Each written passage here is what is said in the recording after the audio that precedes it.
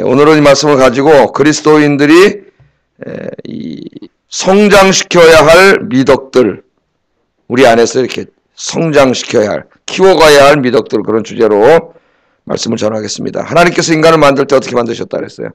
하나님의 형상으로 우리를 만들었죠. 그래서 원래 죄 짓기 전에 인간은 그 성품과 인격과 어떤 이 도덕적인 삶이 다 이 하나님을 반영하는 존재로 그렇게 살아갔어요. 하나님을 반영하는 존재. 그러나 인간이 죄를 짓고 타락해서 하나님 떠난 다음부터는 그 인간이 하나님을 반영하는 존재가 아니라 누구를 반영하는 존재가 됐어요? 사탄을 반영하는 존재로. 하나님을 떠나서 사탄의 말에 속아가지고 사탄에게 끌려다니고 삶으로 그 사람의 인격과 성품과 어떤 도덕적 윤리적인 이런 그 자질들이 하나님을 반영해야 되는데 하나님의 영광을 반영하지 못하고 사탄을 반영하는 그런 존재로 살아갔습니다. 어제는 우리가 이제 우리 안에 있는, 우리가 예수 믿고 옛사람은 죽었고 새 사람으로 다시 태어났지만, 그러나 아직 구원이 완전히 이루어지지 않은 상태에서 여전히 우리 안에 남아있는 그 사탄의 형상들, 어제 이제 세 가지 우리 크게 우리 공부했죠. 그 음란과 관계된 많은 죄악들, 또 분노와 관계된 많은 죄악들, 또 우리 더러운 말과 입술로 짓는 많은 죄악들, 이런 죄악들을 어떻게 하자 그랬어요? 다 죽이라 그랬잖아요. 죽이라. 소멸시키라. 또는 옷을 입고 벗고 이런 것처럼 벗어버리라. 이런 은유적인 동사로 계속 말씀을 했습니다. 그래서 우리들은 날마다 어떻게 하자고요? 그런 죄악의 모습들이 우리 안에 있기 때문에 이걸 늘 기도와 말씀으로 자꾸 소멸시켜 가야 된다 그랬죠? 마치 여러분 이 암 환자가 이렇게 암이 발견되면은 의사가 이렇게 맨 처음에 보고 어떻게 해요? 너 암이 너무 큽니다. 그러면 어떻게 해? 맨 처음에 이 항암제를 넣어서 암의 덩어리를 줄여요. 너무 크면 안 돼. 수술도 못 해. 이게 줄여가잖아요. 그 수술하고 그거 잘라내잖아요. 죽이는 거예요. 제거해내고 그 다음에 또 어디 뭐가 퍼져 있는지 모르기 때문에 오늘 보이지 않는 부분들에 그걸 약을 넣어가지고 항암이라는 약을 넣어가지고 탁 어떻게 소멸시키죠. 그걸 다 소멸시키는 약이 독해요.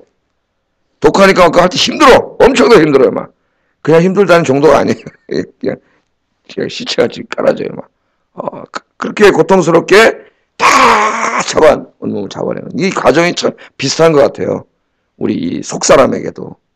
그 우리 안에 뼛속까지 깊이 그 죄악의 단죄들이 있기 때문에 이걸 성령께서 탁 기도와 말씀으로 우리를 이제 이렇게 제거해 갈 때 우리 죄악된 습관이 있으니까 이걸 소멸시키기가 쉽지가 않아요. 고통스러워.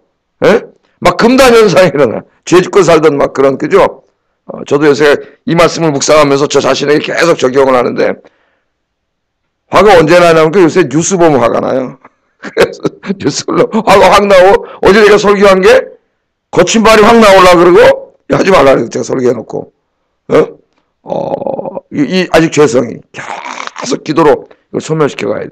오늘은 이제 이것들을 소멸시키면서 뿐만 아니라 이제는 우리 안에 원래 하나님이 만들어놨던 하나님의 형상, 건강한 세포들을 어떻게 다시 막 이렇게 살려야 돼.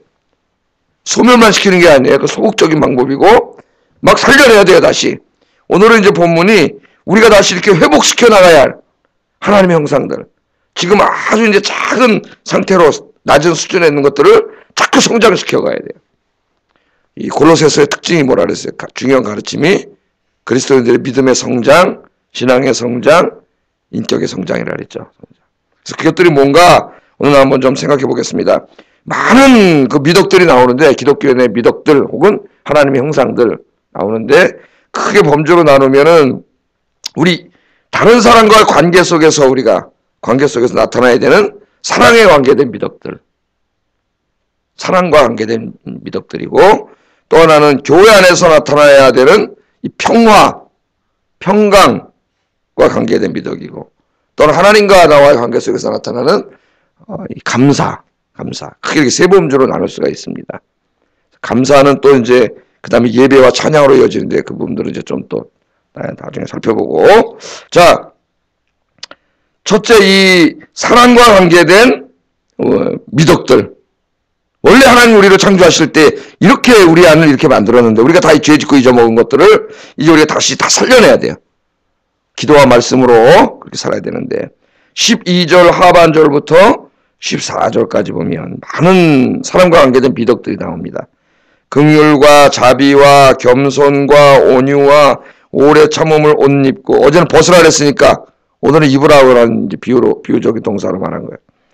누가 누구에게 불만이 있거든 서로 용납하고 피차 용서하되 주께서 너희를 용서한 것과 같이 너희도 그리하고, 이 모든 것 위에 사랑을 더하라. 이는 온전하게 하는 띠니라. 아멘. 많은 하나하나 이 미덕들을 설교해도 뭐 몇 시간을 할 수 있는 그런 내용들입니다. 오늘 새벽이니까 간단하게 그냥. 첫째, 긍휼, 자비 이런 말이 나오죠. 긍휼은 우리말도 뭐 긍휼을 그래도 충분히 더 해석하지 않아도 들어오는데, 이것은 우리의 가장 깊은 곳, 내면의 속사람의 가장 깊은 곳에서 우러나오는 타인에 대한 동정심입니다. 동정심. 그러니까 여러분, 어려운 사람, 병든 사람, 아픈 사람, 고통당하고 있는 사람, 무슨 일 때문에 요새 힘들어하고 있는 사람, 그런 분들을 보면 우리 그리스도인들은 어떻게 돼요? 내일이 아니니까 그냥 무관심. 예? 우리 이 무관심이잖아요. 무관심. 여러분, 무관심만큼 참 그런 게 없죠. 사람 관계에서 나한테 그랬더니 친한 줄 알았는데 전혀 나한테 무관심하고 그런 게 있죠. 그래서 진정한 친구는 내가 어려움을 당해봐야 알아. 친구가 많은 것 같은데 내가 잘 나갈 땐 나 많죠. 친구가. 근데 내가 진짜 어려움을 당해봐야 누가 진짜 내 친구인지 알 수 있어요. 우리 그리스도인들은 긍휼이라고 하는 이 미덕이 있어야 된다. 긍휼이 여기는 마음. 힘든 사람, 어려운 사람을 볼 때 그냥 입이 아니라 내 마음속 깊은 곳에서, 이게 두 단어가 돼 있는 거예요. 원어를 보면은 긍휼이라는 말이. 근데 이게 스플랑케라는 말은 이 마음 깊은 곳이에요. 깊은 곳. 시면에서 우러나오는. 그러니까 진정한 동정심이에요. 여러분 어떠세요? 힘든 사람, 어려운 사람, 교회 안에서도 무슨 일인지 모르지만 우리 안에 따뜻한 얼굴에 수심이 있고, 이런 분들을 볼 때 우리 마음에 참 안타까운 마음이 있고 내 일처럼 여겨지고 기도하게 되고, 그런 마음이죠. 그런 마음. 그런 사람이 구약에 보면은 요셉이 그러잖아요. 요셉이 감옥에 들어가 있다가 이제 또 오해를 받아가지고 감옥에 들어가잖아요. 감옥에 들어가서 이래 보니까 나중에 그 왕의 시중을 들던 그 관원들이 오해를 받죠. 역적으로 몰려가지고 감옥에 들어오잖아요. 근데 늘 보는데 요셉이 이렇게 보니까 어느 날 한 사람이 얼굴에 수심이 가득하더라. 그냥 요셉이 어떤 사람인가 나와요. 그런 것을 성경 읽을 때 놓치지 마세요. 그 요셉은 느끼는 사람이에요. 보는 사람이에요. 무관심하게 아무나 그냥 막 나밖에 모르고 이런 사람이 아니라 늘 대하는 사람들 이렇게 얼굴을 보면서 근심과 걱정 이런 것들을 캐치하고 무슨 일이 있냐고 물어보고 그런 분이에요. 그래서 여러분, 오늘 여러분들 기도하세요. 내 안에 이 동정심, 긍휼히 여기는 마음, 이 마음이 회복되기를 주 여러분 축복합니다. 이것들은 자꾸 이제 이렇게, 그래야 하나님의 형상이 자꾸 이렇게 어떻게 되면 회복되는 거예요. 그 다음에는 친절. 여기 자비라고 나왔는데, 자비라고 하는 말 영어 성경 보면 대부분 다 kindness라 해서 친절함. 친절을 베푸는 거예요. 친절. 이거 타인과의 관계에서 타인을 대할 때 우리 그리스도인들은 항상 어떤 사람이 돼야 돼요? 친절한 사람. 요새 그 서비스 업체에 내가 막 나와서 굉장히 친절하잖아요. 알겠습니다, 손님. 그러면서 하는데, 하여튼 그 백화점도 이 인류 백화점에 갈수록 그 직원들의 친절도가 달라요. 거기 수지 차이가 거기서 나더라고, 보니까. 그래서 탁 이렇게 잘 돼가지고. 근데 뭐 그 정도가 아니라, 우리는 진짜 다른 사람들을 대할 때 항상 친절하게. 여러분 가서 친절하려면 얼굴부터 변해야 돼요. 얼굴과 몸, 이런 것도 다 변해야 되죠. 그래서 이 유대인들은 사람들을 이렇게 뽑는데, 특별히 뭐 며느리감을 뽑거나 중요한 사람을 뽑을 때 그 사람도 어떻게 알겠어요? 한 가지만 보네, 한 가지만. 한 가지가 뭐냐면 그 사람 친절한 사람인가. 친절한 사람인가를 본다는 거예요. 그래서 그 이야기를 어디서 가져오냐면은 그 창세기에 나오는 아브라함의 그 종 얘기에서 찾아요. 아브라함이 이제 나이 많고, 그러니까 종을 보내가지고 내 며느리감을 찾아와라, 이삭에. 종이 이제 가지 않습니까? 그 고향으로, 이제 사라의 고향으로 가서. 거기 한 번도 가보지도 않았는데, 거기 가서 뭐 누구를 어떻게 찾아와요? 그래서 보면 아브라함 종이 기도를 해요. 우물가에서 기도를 합니다. 하나님, 내가 이거 누구를 찾아야 될지, 믿음이 어떤지 내가 어떻게 보고 어떻게 합니까 이거를. 주님 나에게 지혜를 주세요. 지혜를 주세요. 우물가에서 기도를 하는데 그 우물가에서 나와서 물을 달라는 물을 주는 그 여인을 내가 면일감으로, 주인의 면일감을 여기겠습니다. 근데 정말 저쪽에 보니까 리브가가 더 온단 말이죠. 그 물을 기르러 가요. 그 좀 나에게 물 좀 주시오. 그런데 이 리브가가 얼마나 친절한지, 처음 보는 낯선 남자가 말을 시키고 물을 달라는데 그 물을 떠서 줄 뿐만 아니라 낙타도 있네요. 부탁도 안 했는데 또 물을 떠가지고 낙타에다가 물을 이렇게 먹여준단 말이에요. 이걸 보고 뭐라 했지? 이 사람이구나. 그걸 깨닫게 됐어요. 그 탈무드에 보면은 그 얘기를 해요. 유대인들이. 그 유대인들은 성경에서 삶의 지혜를 이렇게 찾아내는데 그 얘기를 해요. 친절하다는 거예요. 그러니까 다른 건 볼 필요도 없다는 거예요. 낯선 타인에게 저렇게 친절을 베푸는 사람이라면 나머지는 볼 것 없이 훌륭한 사람이라는 거예요. 성공했어요? 안 성공했어요? 성공했잖아요. 성공했어요. 그 친절한 거 하나만 보면 된다는 거예요. 그래서 여러분 그러면서 유대인들이 하는 말이 그렇습니다. 며느리감이나 사위감이나 중요한 어떤 일을 같이 일할 사람이 있으면 한번 식당을 같이 가서 밥을 먹으라는 거예요. 밥을 먹으면서 유심히 보라는 거예요. 저 사람이 종업원들에게 어떻게 대하는지, 자기보다 힘이 없는 사람, 약한 사람에게 어떻게 대하는지를 보라는 거예요. 그걸 보면은 틀림없다는 거예요. 거기서 막 교만하게 하고 함부로 하게 이런 탁 나타나면 그 볼장 볼 것도 없다는 거예요. 이 사람은 그런 사람이라는 거예요. 여러분, 우리가 모든 만나는 사람들에게 오늘도 많은 분들을 만나는데 친절을 베푸는, 친절하게 대하는 친절이 따뜻함이라고 할 수 있는데요. 그렇게 대하는 여러분 되시기를 주의 이름으로 축복합니다. 그 다음에는 겸손과 온유. 겸손과 온유. 너무 많이 교회에서 다루는 미덕이라서 뭐 설명할 필요도 없겠죠. 우리 기독교 미덕 중에 가장 중요한 미덕 중에 하나가 겸손함이죠. 겸손함. 그래서 늘 겸손함은 지위가 낮아지라는 얘기가 아니라 자세가 낮아지라는 얘기예요. 내가 지위가 높을 수 있죠. 공부 열심히 하고 일하기 사회적인 지위가 높을 수 있지만 교회 안에 또 사회에서도 마찬가지. 모든 사람을 대할 때 늘 자세를 낮추고 섬기는 마음으로 겸손하게. 겸손한 사람. 우리 그리스도인들은 겸손해야 된다. 온유함은 타인을 대할 때 나타나는 부드러움이죠. 부드러움.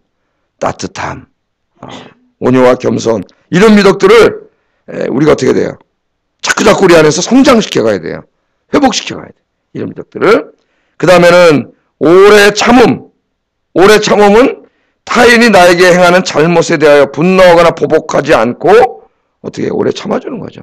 순간적으로 반응하지 않고 확 하지 않고 오래 참는 그런 용납은 뭐예요? 나와 잘 맞지 않는 사람, 비위를 맞추기 힘든 까다로운 사람들을 배격하지 않고 받아주는 거죠. 그런 얼마나 많아요. 까다로운 사람이라다 보면 막 좀 이상한 사람, 성격 이상한 사람, 비유 맞추기 힘든 사람 많잖아요.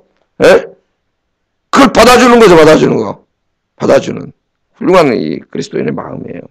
용서는 뭐 설명 안 해도 잘 나에게 잘못한 사람들, 상처 준 사람, 아픈 사람들을 내가 용서해 주는 거죠. 용서해 주는 거예요. 보복하지 않고 마음에 품어주는 겁니다.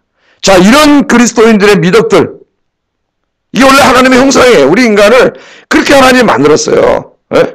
그리고 이 모든 것에 사랑을 더하라는 것은 이 모든 것들이 사랑이라고 하는 그릇 속에 이렇게 담겨져 있어야 된다는 거예요. 사랑은 마치 이것들을 다 묶어주는 하나의 띠와 같다래. 띠.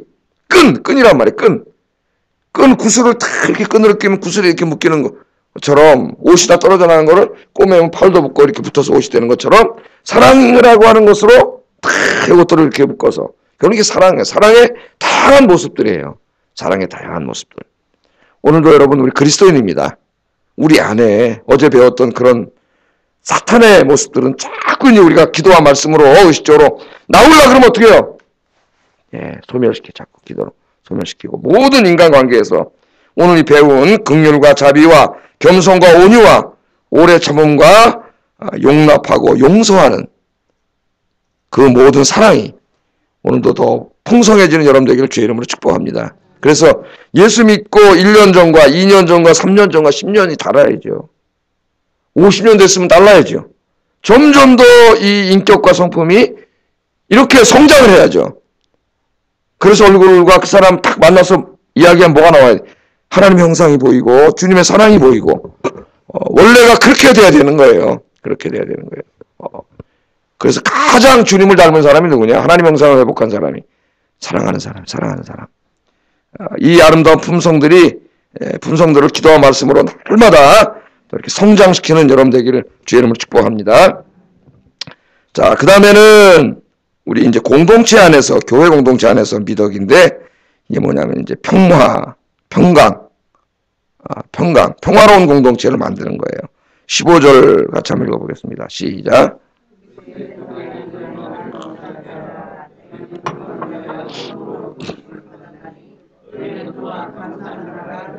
아멘. 우리가 예수 믿고 구원받을 때 성령님이 찾아오셨기 때문에 요한복음 14장에 있는 말씀처럼 성령님이 찾아오시면서 우리에게 뭘 주셨어요? 평강을 주셨어요. 예수님이 약속하셨죠. 내가 너희에게 평안을 주노니 이 평안은 세상이 주는 것과 같지 않다. 세상의 평안은 전쟁이 없는 상태, 우환이 없는 상태, 걱정 의심이 없는 상태이지만 주님이 주는 평안은 그런 가운데에서도 누리는 평안이에요. 수준이 달라요. 수준이. 샬롬. 그 이미 주셨어요. 우리가. 근데 우리가 기도하지 않고 이러면 자꾸 이게 소멸돼가 이게 커져야 되는데 소멸돼가요. 그래서 오늘 그리스도의 평강이 너희 마음을 주장하게 하라. 근심과 걱정과 염려와 다툼과 미움과 이런 게 우리 마음을 주장하게 하지 말고 이미 성령 안에서 너에게 주신 그 평강이 너희 마음을 주장하게 하라. 오늘 주님의 평안이 여러분 안에 가득하기를 주의 이름으로 축복합니다. 새벽 기도하고 집에 가는 사람의 제일 큰 축복이 뭐예요? 마음 평안해져요.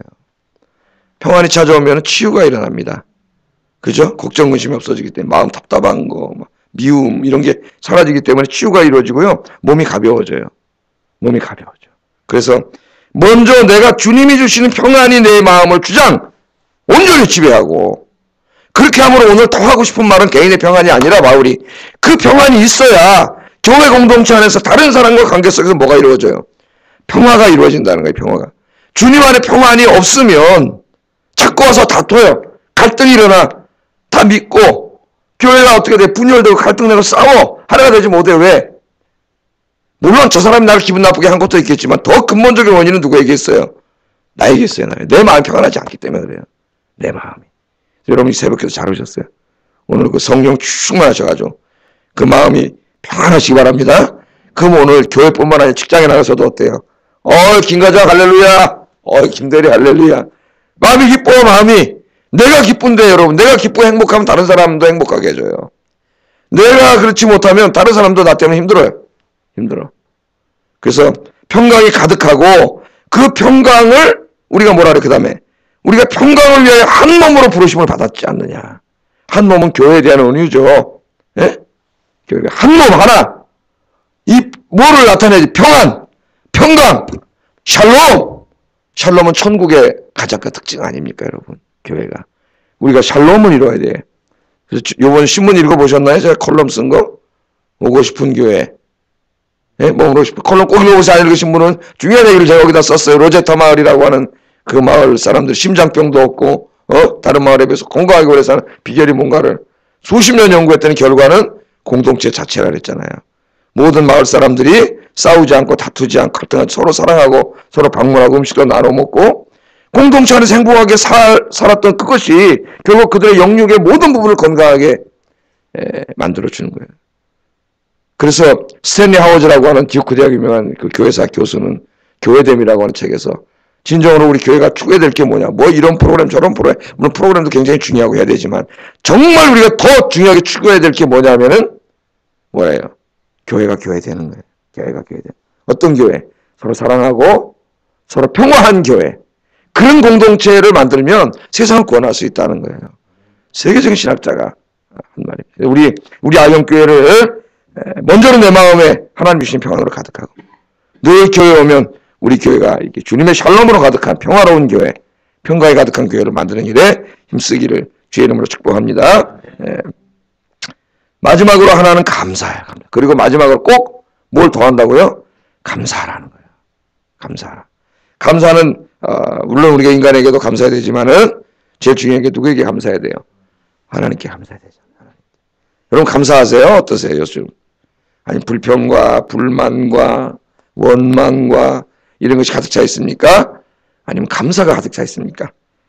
하나님께서 우리를 구원하시기 위해서 독생하신 외아들을 보내주시고 죽어서 지옥 갈 저희들을 다 죄를 사하시고 용서해 주시고, 영생, 부활도 약속해 주셨고, 영원한 생명도 약속해 주셨고, 천국도 하나님 나라에 여러분 거기 엄청난 부분을 다 우리에게 주시겠다고 상속자로 삼아 주셨잖아요. 다 약속해 주셨고 받은 게 너무나 많아요. 하나님의 은혜가 너무나 큽니다. 여러분 우리 마음속에 늘 이 하나님의 은혜를 기억하며 감사하며 살기를 주의 이름으로 축복합니다. 감사. 내가 하나님 앞에 감사하는 마음이 넘치면 이것도 또한 다른 사람에게 나타나요. 그래서 어떻게 돼요? 감사하게 돼. 감사. 요즘 감사 편지 쓰기, 감사 100가지 그런 거 한다 그랬죠. 그래서 우리 지안이도 군에 가 있을 때 군대 소독을 해가지고 집에 100가지 감사 편지가 왔어. 100가지. 읽어보니까 진짜 그걸 생각하려니까 얼마나 머리를 쥐어짰겠어요. 엄마 아버지 감사합니다. 100가지를 써야 되는데 근데 그걸 하다 보니까 진짜 자기가 생각하지도 않았던 엄마 아버지의 은혜를 생각하게 된 거예요. 보통 애들이 어떻게 용돈도 안 주고 뭐 해달라는 것도 안 해주고 맨날 공부하라 그러고 이런 애들이 엄마 불평을 말하다가 어느 날 그거 들고 엄마 아버지 나를 태어나게 해주셔서 감사합니다. 100가지를 억지로 짜내다 보니까 정말 이게 감사한 게 나오는 거예요. 감사한 게. 하나님 앞에서 그렇게 한번 살아보세요. 감사한 거 써보시고. 그래서 목사는 성도인들을 바라보면서 나한테 다른 교 성도들은 잘하는데 이러면 어떻게 되겠어요? 지가 불행해지는 거예요. 그래봤자 감사하다. 정말 참 감사하다 이렇게. 성도인들도 자청 목사님 이러면 자기만 불행해지는 거예요. 감사하다. 서로 감사하고 하나님의 감사가 충만한 여러분 되시기를 주의 이름으로 축복합니다. 기도하겠습니다. 오늘은